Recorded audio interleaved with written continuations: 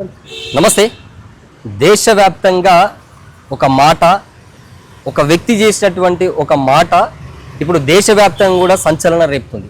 ఏం మాట అది అంటే ఒక వ్యక్తిని ఉద్దేశించి ఒక గొప్ప మాట మాట్లాడిందా, లేకపోతే దేశానికి ఉద్ధరించేటటువంటి మాట మాట్లాడిందా అంటే ఒక రాష్ట్రాన్ని పట్టుకొని ఒక తెలంగాణ గడ్డ, ఒక తెలంగాణ ప్రాంతాన్ని, తెలంగాణ ఆత్మగౌరవం మీద దెబ్బ కొట్టే మాట మాట్లాడాడు. నిండు సభలో పార్లమెంట్లో తేజస్వి సూర్య అనే వ్యక్తి, ఒక బీజేపీ ఎంపీ, ఒక మంచి స్థానంలో ఉండి ప్రజాప్రతినిధి అయ్యి ఉండి ప్రజల మేలు కోరాల్సినటువంటి వ్యక్తి ఈరోజు తెలంగాణ అస్తిత్వం మీద దెబ్బ కొట్టే ప్రయత్నం చేశాడు. సో మనతో పాటు మాట్లాడడానికి చరణ్ కౌశిక్ అన్న ఉన్నాడు. So Telangana Congress party senior నాయకులు అన్న. నమస్తే అన్న. నమస్తే. ఎట్లా చూడొచ్చు, బీజేపీ పార్టీ చాలా మంది ఎంపీలు 16 మంది మన తెలంగాణ రాష్ట్రం నుంచి ప్రాతినిధ్యం వహించారు. సో అక్కడ నిండు సభలో మాట్లాడినటువంటి ఆ మాటలకి ఏ ఒక్కరు కూడా స్పందించలేదు. దీన్ని ఎట్లా చూస్తారు? భారతీయ జనతా పార్టీ నాయకులు స్పందించకపోగా కిషన్ రెడ్డి గారు అయితే ఆ వ్యాఖ్యలు సమర్థించే ప్రయత్నం కూడా చేశారు. తర్వాత ఆనాడు భారతీయ జనతా పార్టీ కూడా తెలంగాణ బిల్లుకు సుష్మా స్వరాజ్ గారు లోక్సభ పక్ష నేతగా ఉండి మద్దతు ప్రకటించారు. అదే కాకుండా తెలంగాణ రాష్ట్ర ఏర్పాటు కోసం భారతీయ జనతా పార్టీ అన్ని వేదికలలో కూడా ఆనాడు మద్దతు ప్రకటించి, ఒకనాడే వెంకయ్య నాయుడు గారు ఒక ఓటు 2 రాష్ట్రాలని చెప్పేసి అన్నారుగా, మరి తెలంగాణ ఎందుకు అని చెప్పి మీడియా మిత్రులు అడిగితే కాకినాడ తీర్మానం కాకెత్తుకపోయిందని చెప్పేసి అవమానించి, రెండోసారి ఏమో నరేంద్ర మోడీ గారు తెలంగాణ రాష్ట్రం ఏర్పడిన తర్వాత తను ప్రధానమంత్రి అయిన తర్వాత నిండు రాజ్యసభలో మాట్లాడుతూ తల్లి నుంచి బిడ్డని వేరు చేసి డోర్ క్లోజ్ చేసి తెలంగాణ రాష్ట్రం ఇచ్చారని చెప్పేసి తెలంగాణను అవమానించి, తెలంగాణ నుంచి 7 మండలాలు తీసిపోయి ఆంధ్రలో కలిపి ఐటీఆర్ ప్రాజెక్టు తీసి రద్దు చేసి, విభజన హామీలు పరిష్కరించకుండా, తెలంగాణకు నిధులు ఇవ్వకుండా, బైఆర్ఎస్ స్టీల్ కంపెనీ లాంటి సంస్థలు ఇవ్వకుండా, అదే గిరిజన యూనివర్సిటీ లేటుగా ఇచ్చి తెలంగాణ విభజన హామీలను పక్కన పెట్టి తెలంగాణను అవమానించింది భారతీయ జనతా పార్టీ. ఇప్పుడేమో ఏకంగా తేజస్వి సూర్య మీరు బిల్లుల విషయంలో అంటే తెలంగాణ సమాజాన్ని పాకిస్తాన్తో పోల్చి ఇప్పుడు కొత్త ఏం కాదు. కేరళ ఎలక్షన్లు జరిగినప్పుడు లేకపోతే బీహార్ ఎలక్షన్ జరుగుతుంటే కాంగ్రెస్ పార్టీకి వస్తే ఓటేస్తే పాకిస్తాన్కి వేసినట్టని, కాంగ్రెస్ పార్టీకి ఇంకేదో చేస్తే పాకిస్తాన్ తోడు లేకపోతే ఇంకో దాంతో పోల్చే ప్రయత్నం, తీవ్రవాద పార్టీ అని, లేకపోతే బ్రిటిష్ వాళ్ళ పార్టీ అని, ఇవన్నీ. భారతీయ జనతా పార్టీ అంటే బీజేపీ అనేది భారతీయ జనతా పార్టీ కాదు, బ్రిటిష్ జనతా పార్టీగా మారింది. ఆనాడు బ్రిటిష్ వాళ్ళు ఇండియా మీద దండయాత్ర, అంతే కదా, బ్రిటిష్ వాళ్ళు దండయాత్ర చేసి భారతదేశాన్ని బ్రిటిష్ జనతా పార్టీ. ఎందుకంటే బ్రిటిష్ వాళ్లకు ఆనాడు ఆర్ఎస్ఎస్ సహకరించింది. దేశ స్వతంత్రం కోసం దేశ ప్రజలు పోరాటం చేస్తుంటే ఆర్ఎస్ఎస్ లో ఉన్న వాళ్ళంతా కూడా ఈ దేశ స్వతంత్రం వద్దు అని చెప్పి బ్రిటిష్ వాళ్ళ కాళ్ళ దగ్గర మడుగులు ఎత్తిన వాళ్ళు భారతీయ జనతా పార్టీ నాయకులు అన్నాడు ఆర్ఎస్ఎస్. అందుకే స్వతంత్ర ఉద్యమంలో ఆర్ఎస్ఎస్ పాత్ర ఏమీ నామమాత్రం లేదు. అందుకే దేశానికి స్వతంత్రం ఇచ్చిన గాంధీని గాడ్సే చంపితే ఆ గాడ్సేను దేశభక్తులు చెప్పింది భారతీయ జనతా పార్టీ. ఇక నరేంద్ర మోడీ ఎపిసోడ్ తీసుకుంటారా, వెంకయ్య నాయుడు గారు తీసుకుంటారా, ఇప్పుడు తేజస్వి సూర్య. ఒక తెలంగాణ అది అంబేద్కర్ రచించిన రాజ్యాంగం ఆధారంగా ఆర్టికల్ 3 ప్రకారం లోక్సభలో రాజ్యసభలో బిల్లు పాస్ అయింది. ఇదేదో ఇనానమస్ గానో లేదు డైనింగ్ టేబుల్ మీద కూర్చొని తెలంగాణ రాష్ట్రం ఇయ్యమనో లేకపోతే సంస్థను ఏర్పాటు చేసుకుని అన్నది కాదు. ఈ దేశంలో 130 కోట్ల మంది ఎంపీలను ఎన్నుకొని లోక్సభలో రాజ్యసభలో ప్రజల చేతి ఎన్నుకోబడిన ఎంపీల ద్వారా బిల్లు పాస్ చేసుకున్న తెలంగాణను మీరు పాకిస్తాన్ తో పోలిస్తే ఇప్పుడు క్షమాపణలు చెప్పకపోగా, భారతీయ జనతా పార్టీ నాయకులు స్పందించకపోగా దాన్ని కిషన్ రెడ్డి గారు సమర్థించే ప్రయత్నం చేస్తే దేశ ప్రజలు గమనిస్తారు కదా. తెలంగాణ నుంచి 8 మంది ఎంపీలు, 8 మంది ఎమ్మెల్యేలు, 3 ఎమ్మెల్సీలు, 2 రాజ్యసభ, 2 కేంద్ర మంత్రులు ఉండి నిధులలో తెలంగాణకు అన్యాయం జరుగుతా ఉంది. ఇప్పుడు కిషన్ రెడ్డి అదే నిండు సభలో పార్లమెంట్ లో కూడా ఒక మాట అన్నాడు. ఏమన్నాడంటే, ఇప్పుడు తేజస్వి సూర్య ఏదైతే మాటలు అన్నాడో తెలంగాణ ఆత్మగౌరవాన్ని కించపరిచినట్టు కాదు, తెలంగాణ సమాజాన్ని అన్నట్టు కాదు, ఒక మాటలో సందర్భంలో దేశాన్ని విభజించడంలో రాష్ట్రాన్ని కూడా అట్లా చేసిరు అని చెప్పేసి అంతవరకే మాత్రం మనం తెలంగాణ దానికి చూడొద్దు అని చెప్పేసి అన్నాడు.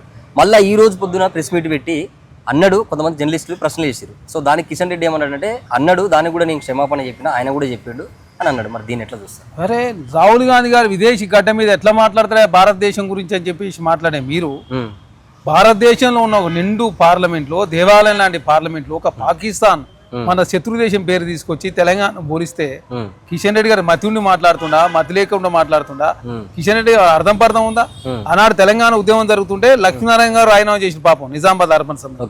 కిషన్ రెడ్డి గారు రాజీనామా చేయకుండా పారిపోయి ఏదో గుడిలో మెల్ల మొన్న 2018లో ఎమ్మెల్యే గెలిచేది ఉండే, అదే కాంగ్రెస్ పార్టీ తీసుకుని ఉంటే అక్కడ కొంత రాజకీయం చేయడంతో అక్కడ ఎమ్మెల్యే ఓడిపోతే ఎంపీ అయ్యి కేంద్ర మంత్రి అయ్యి అసలు ఏమన్నా అర్థం ఉందా మీరు మాట్లాడే దాంట్లో?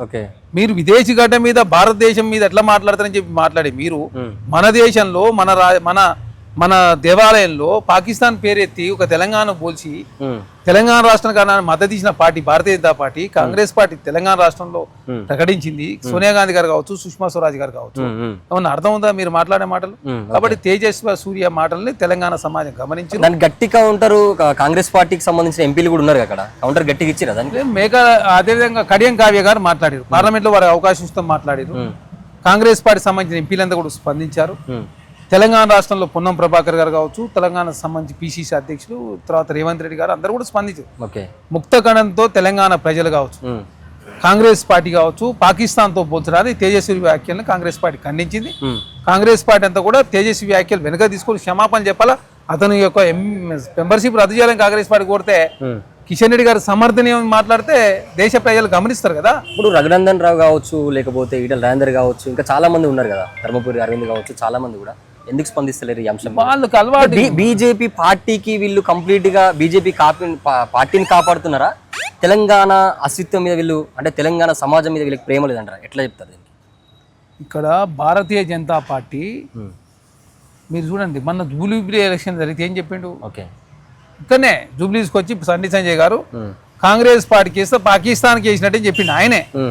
ఈ భారతీయ జనతా పార్టీ నాయకుల కింద ఎలక్షన్లు వస్తే కేరళ స్టోరీ, కాశ్మీర్ స్టోరీ, ఇదాబులు, ముస్లింలు, పుల్వామా, బాలాకోట్, పాకిస్తాన్, లేకపోతే రామ మందిరం, ఇవన్నీ సర్వసాధారణ. వాళ్ళకి ఎలక్షన్లు వచ్చినప్పుడు మా డెవలప్మెంట్ చూసి ఓట్లేయండి, మా జీడిపి చూసేయండి, లేకపోతే మేము వచ్చిన తర్వాత రూపాయి ఇంత పెరిగింది, డాలర్తో పోల్చినప్పుడు ఇంత అయింది, ఇవి చెప్పరు.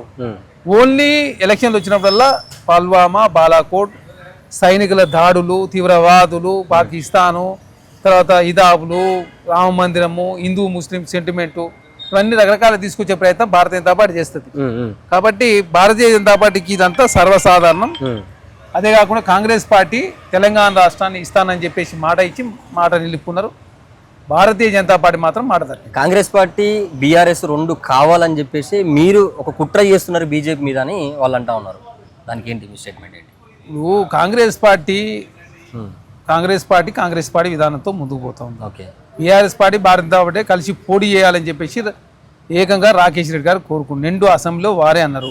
వారన్న తర్వాత భారతీయ జనతా పార్టీ నోటీస్ ఇవ్వలే. అది కిషన్ రెడ్డి గారు వీళ్ళంతా బండి సంజయ్ గారు అనేది ఏంటంటే అది రాకేష్ రెడ్డి గారు వ్యక్తిగత అభిప్రాయం అన్నారు. ఇక బీఆర్ఎస్ పార్టీ వాళ్ళు అయితే వాళ్ళు మౌనం వహించారు. వాళ్ళు పొత్తు లేదని చెప్పలేదు, అవుతుందని చెప్పలేదు, ఖండించలేదు. గతంలో వాళ్ళు కలిసి పని చేసుకున్నారు, ఇప్పుడు కూడా కలిసి పనిచేసే ప్రయత్నంలో వారు ముందుకు పోతా ఉన్నారు. కాంగ్రెస్ పార్టీ తేజస్వి సూర్య వ్యాఖ్యలైనా, లేకపోతే ఇప్పుడు ఏదైతే పార్లమెంట్లో జరుగుతున్నట్టు మహిళా బిల్ అయినా, డీలిమిటేషన్ అయినా, సీట్ల పెంపు అంశం, కాంగ్రెస్ పార్టీ చాలా స్పష్టమైన విధానంతో ముందుకు పోతా ఉంది. లోపాయకారికి ఒప్పందం పెట్టుకుంది భారతీయ జనతా పార్టీతో బీఆర్ఎస్ పార్టీ. ఇప్పుడు తేజస్వి సూర్యని కాపాడే భాగంలోనే బీజేపీ పార్టీ ఉందంటారా కేంద్రం? మరి అంతే కదా, ఇంతవరకు ఖండనే లేదు కదా. అంటే తెలంగాణ అవసరం లేదని చెప్పి భారతీయ జనతా పార్టీ భావిస్తా ఉంది. తెలుగు రాష్ట్రాల ఓట్లు తెలంగాణనే కదా. ఇప్పుడు అదే కదా, కర్ణాటక తర్వాత అత్యధిక గెలిచింది తెలంగాణ. ఆంధ్ర రాష్ట్రంలో 1% వాళ్ళ ఓటు బ్యాంకు. రేపు అది గుండు సున్నా కాబోతుంది తెలంగాణ కూడా.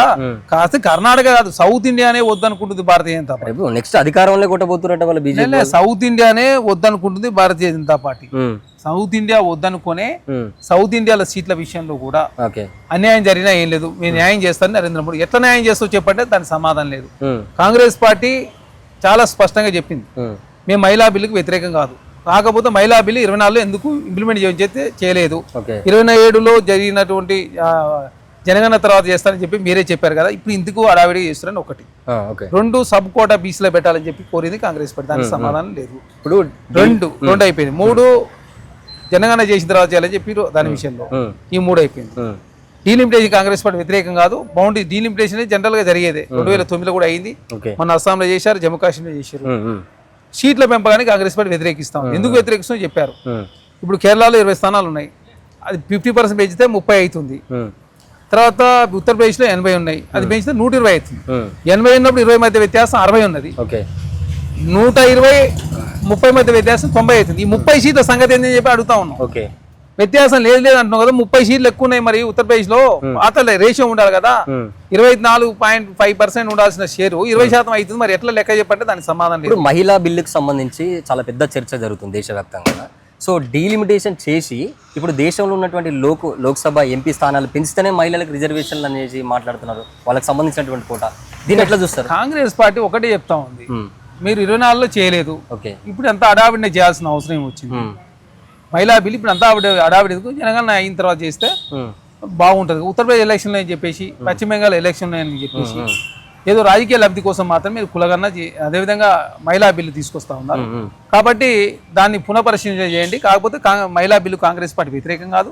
మేము కొన్ని కండిషన్లు చెప్తాను, కండిషన్ల పరిస్థితి అని చెప్పి కాంగ్రెస్ రాహుల్ గాంధీ ఏ స్టాండ్ లో ఉన్నారు ఇప్పుడు ప్రస్తుతం? ఇప్పుడు అదే చెప్తున్నా, మహిళా బిల్లు విషయంలో కాంగ్రెస్ పార్టీ చెప్పిన 3 ఏదైతే బీసీ సబ్ కోటా కావచ్చు, తర్వాత జనగణన 27 అయిపోయిన తర్వాత ఉత్తరప్రదేశ్ ఎలక్షన్లో ఈ ఎలక్షన్లో అడావిడి కాకుండా చేస్తే బాగుంటుంది. 24లో చేయలే కదా అని చెప్పేసి ఒకటి, ఎందుకు చేయలేదు చెప్పండి. 2 డీలిమిటేషన్ కాంగ్రెస్ పార్టీ వ్యతిరేకం కాదు, అనుకూలమే. ఎందుకంటే 2009లో కూడా సీట్లు పెంచకుండా డీలిమిటేషన్ చేసి, అసలు సమస్య సీట్ల పెంపకం.